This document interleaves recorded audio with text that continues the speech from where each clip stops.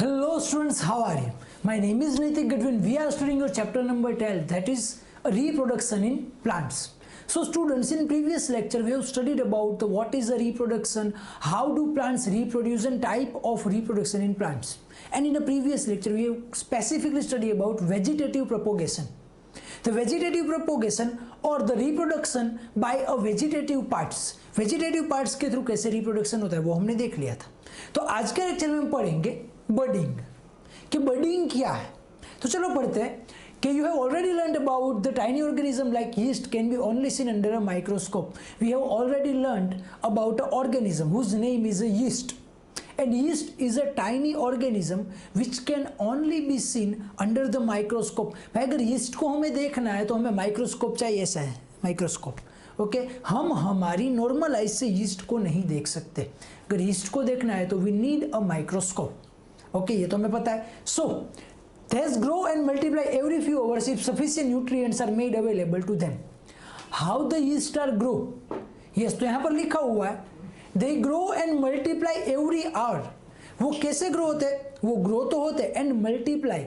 2 है तो 4 हो गए, 4 से 8, 8 से 16, 16 से 32, 32 से 64, 64 से 128. ऐसे ये कैसे मल्टीप्लाई होते रहते हैं, डबल होते रहते हैं. तो यहाँ पर लिखा हुआ है कि they will grow and multiply every hours if they have the sufficient nutrition, they have the sufficient food.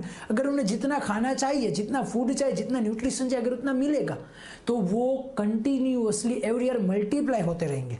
And remember that yeast is a single cell organism and we all know that yeast is a single cell organism. उसमें एक ही cell होता है.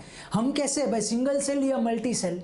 तो multi cell. Yes, हम जो है या फिर जो भी बड़े एनिमल्स से, बर्ड से, जो कुछ भी है, they are the multi cell organism. हमारे अंदर बहुत सारे सेल्स है, मान लो ट्रिलियंस ऑफ सेल्स है. Okay but yeast is a single cell organism. And let us see how they reproduce.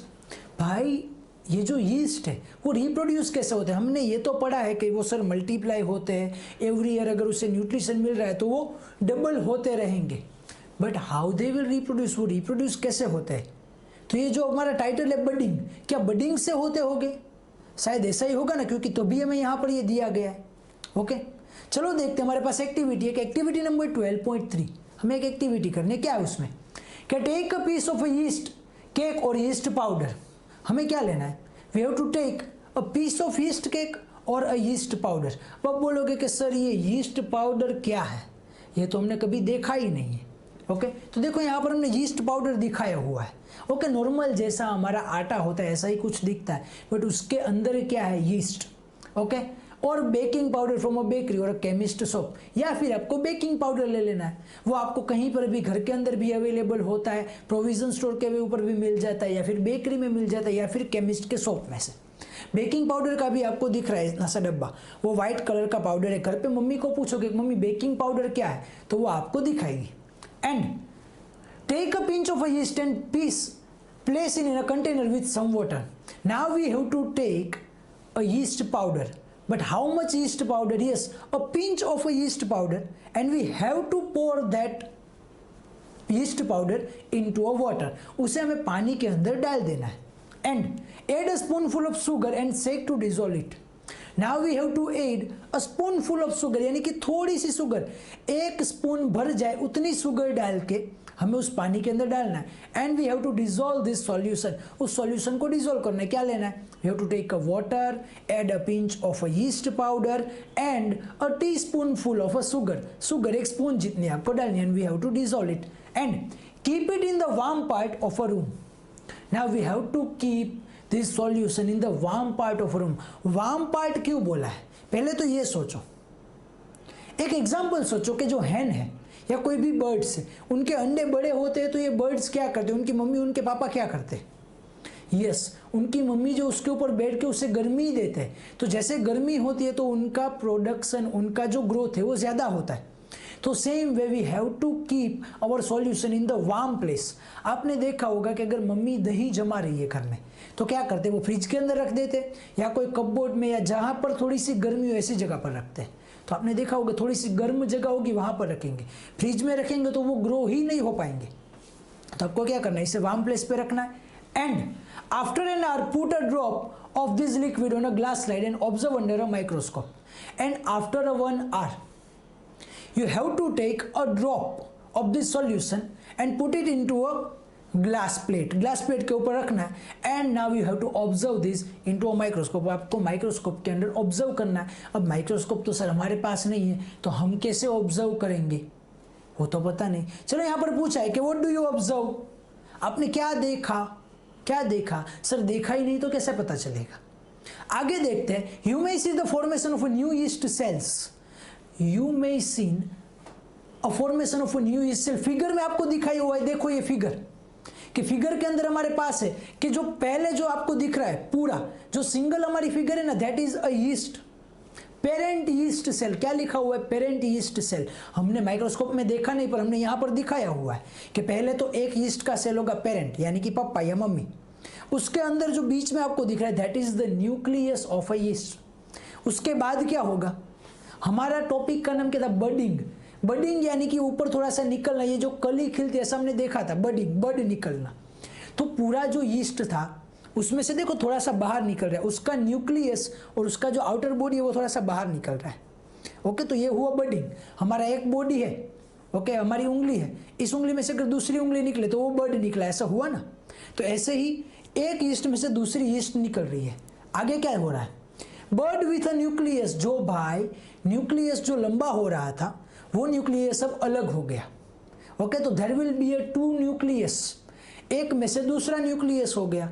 Okay, यहां पर लिखा हुआ है बर्ड विथ अ न्यूक्लियस. और ये जो पूरा है उसे हम साइटोप्लाज्म बोलते हैं. ओके, हमारा जो यीस्ट है उसका जो बॉडी है उसे हम साइटोप्लाज्म बोलते हैं, जो लिक्विड है. तो साइटोप्लाज्म डिवाइड हुआ और क्या हुआ? नया न्यूक्लियस आया. उसके बाद देखो आपको दिखेगा chain of yeast cells formed. Okay, एक पूरा यीस्ट था, एक यीस्ट का सेल था, उसमें से दूसरा, तीसरा, चौथा, पांचवा, छठा, दूसरा, तीसरा, उसमें से और हो रहे, उसमें से और हो रहे. तो क्या हो रहा है? एक में से मल्टीप्लाई हो रहे. एक था उसमें से दो हुए, दो में से चार हो गए, चार में से सभी एक एक जो है वो और दो दो को जन्म देंगे, यानी कि ये मल्टीप्लाई होता रहेगा. क्लियर? ओके, जो हमारी यीस्ट है वो मल्टीप्लाई होती रहेगी. तो चलो आगे देखते हैं कि the small bud like a projection coming out from the yeast cell is called bud. As we have studied कि जो छोटा सा बाहर निकल रहा है the projection, okay, that is called a bud. And the bud gradually grows and get detach from the parent cell and forms a new yeast cell. Okay, and then after some time the bud will grow and detached, वो क्या होगा? वो अलग हो जाएगा.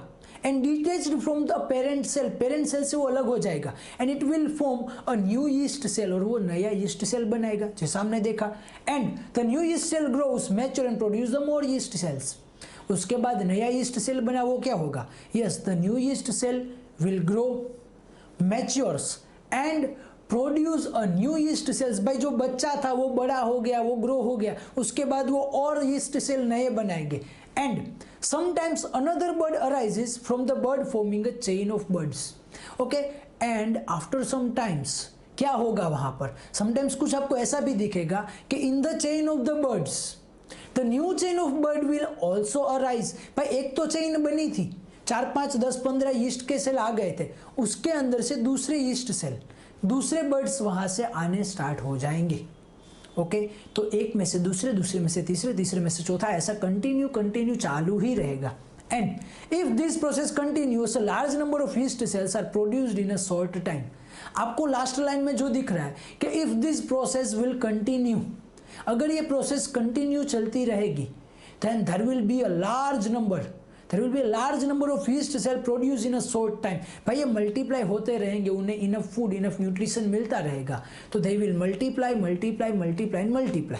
एक में से दो, दो में से चार, चार में से आठ, आठ में से 16, 16 में से 32, ये मल्टीप्लाई होते रहेंगे. और ऐसा नहीं कि इसको 1-2 साल चाहिए, वो हर आधे या पौने घंटे के बाद वो मल्टीप्लाई हो जाते हैं, यानी कि वो पौने घंटे में तो ग्रो हो जाता है पूरा.